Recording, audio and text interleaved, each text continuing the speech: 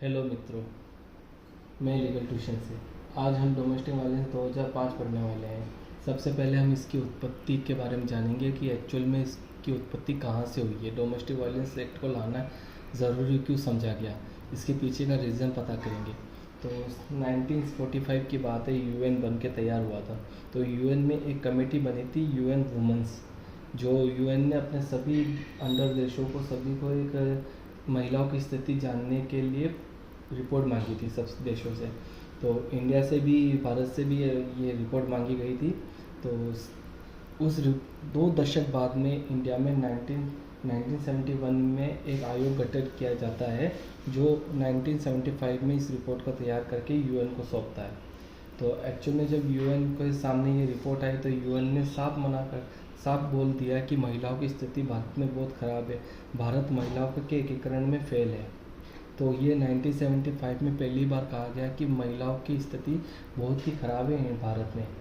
इसके बाद में इसकी ज़रूरत हमें जगह जगह एक्टों के माध्यम से मिली। जैसे इसका मेन अभी जो रिसेंटली सोर्सेस माना जाता है वो आईपीसी 498A माना जाता है और आर्टिकल 21 माना जाता है, जिसके अंदर आपको सबको पता है डोमेस्टिक वायलेंस एक्ट 498 में क्या है और आर्टिकल 21 में क्या चीज़ है। तो ये जो मेन चीज़ है इसका ये था। अब जब ये एक्ट तैयार हुआ 2005 में, तो सरकार ने इस एक्ट को तैयार किया लोगों के अंदर जागरूकता फैलाने के लिए कि एक्चुअल में महिलाओं को सशक्तिकरण, एकीकरण करने के लिए कि उनके साथ डोमेस्टिक वायलेंस घर में ना हो। तो इसके लिए सरकार ने एक अभियान चलाया जिसका नाम था बेल बजाओ। एक्चुअल में बेल बजाओ ये सिस्टम था इसके फाउंडर थे मल्लिका दत्त। मल्लिका दत्त इसकी फाउंडर थी।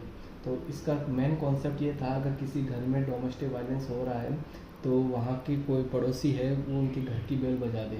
और इंडिया में एक चीज़ होती है कि अगर कोई मेहमान आता है तो घर वाले सारे काम छोड़ के सबसे पहले उस पर फोकस हो जाते हैं कि मेहमान आए, तो उस हिसाब से चलने लग जाते हैं।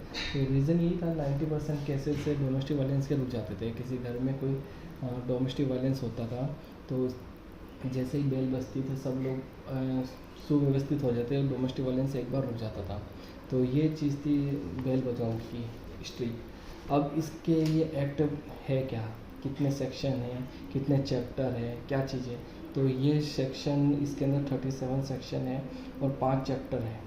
एक्ट नंबर 43 2005 का एक्ट है और ये 13 सितंबर 2005 में बन के तैयार हुआ, परंतु लागू 26 अक्टूबर 2006 को हुआ।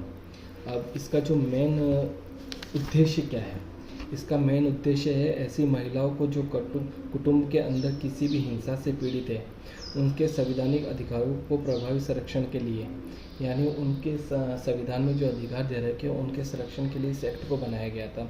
अब आप सोचोगे कि क्या डोमेस्टिक वायलेंस पे सिर्फ महिलाओं के लिए ही है क्या, यानी जो शादीशुदा होती है उनके लिए ही? पर नहीं, ये जैसे घर में कोई बेटी है उसके साथ भी अगर कोई उसके भाई पापा को अत्याचार करते हैं तो ये उस पर भी लागू होता है।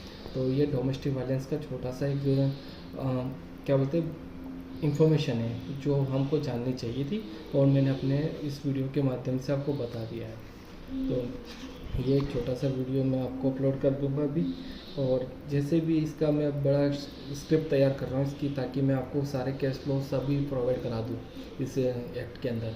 तो ये छोटा सा है, ज़्यादा से ज़्यादा 2 दिन लगेंगे मुझे इसको बनाने में, क्योंकि मैं इसमें सारे केस लॉ, सारे प्री ओरिएंटेड क्वेश्चन भी इसमें दूंगा, कुछ केस लॉ भी दे दूंगा। तो ये सारी चीज़ें आपके बेनिफिट मिलेगी। तो जय हिंद, जय भारत।